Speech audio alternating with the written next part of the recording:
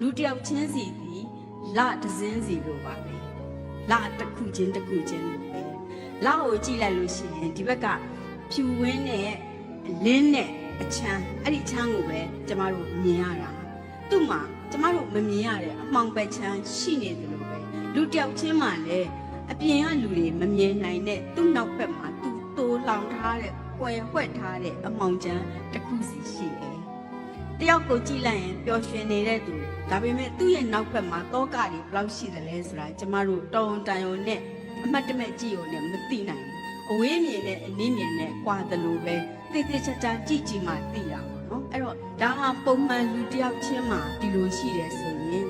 အဲ့လိုပုံမှန်မှုပဲနဲ့တခုခုအလဲအပြောင်းကြောင့်ဒုက္ခခံလိုက်ရတဲ့လူတယောက်မှာငကိုယ်လုံးကကောင်းတဲ့လူပြီးဆိုးသွားနိုင်တာပဲငကိုယ်လုံးကဆိုးတဲ့သူကလည်းကောင်းတဲ့အကြောင်းအရာနဲ့တွေ့ရင်ကောင်းသွားနိုင်တာအဲ့ဒီလူစရိုက်ဖွဲ့ဒီပုံလုံးကိုစာအုပ်တွေထဲမှာတွေ့ရတယ်အဲ့လိုတွေ့တဲ့အခါမှာကျမတို့ဒီအဲ့တဲ့ကိုကိုယ်တိုင်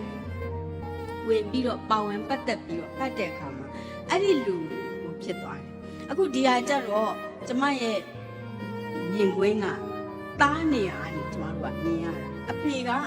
ဇက်လိုက်မဟုတ်ဘူးတားကဇက်လိုက်ပေါ့နော်ဒါပေမဲ့အဲ့တားရဲ့မြင်ကွင်းကနေအဖေကိုမြင်ရတဲ့အခါတော်တော်နာကျင်ရပါတယ်အဲ့ဒီလိုပဲကျမတို့စာတွေအများကြီးဖတ်တဲ့အခါမှာကလေးလေးတယောက်ရဲ့မြင်ကွင်းနဲ့12နှစ်သားအရွယ်မြင်ကွင်းလေးနဲ့ရေးထားတယ်ဆိုရင်ကျမတို့အသက်60ကျော်အရွယ်ကဖတ်ပေမဲ့အဲ့ဒီနေရာမှာကျမတို့ဝင်သွားတယ်ကိုကိုရဲ့ပါဝင်ဆင်နွှဲခြင်းတော့စာဖတ်ခြင်းကရတဲ့အရာတာမှာ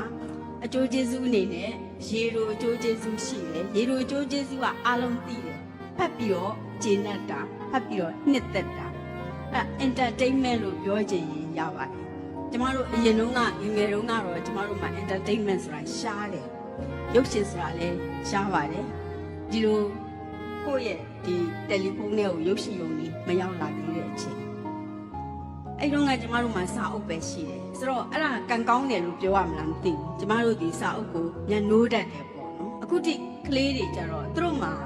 တခြားလူသူတို့လိုချင်တဲ့အရာတွေသူတို့ညှိဆဲဖြားရောက်နေတဲ့အရာတွေအများကြီးပဲအဲ့ဒီထဲမှာစာအုပ်ကိုရွေးပြီးကောက်ဖတ်ဖြစ်ဖို့ဆိုတာတော်တော်မလွယ်တဲ့ကိစ္စပါကျမတို့အားလုံးသိပါတယ်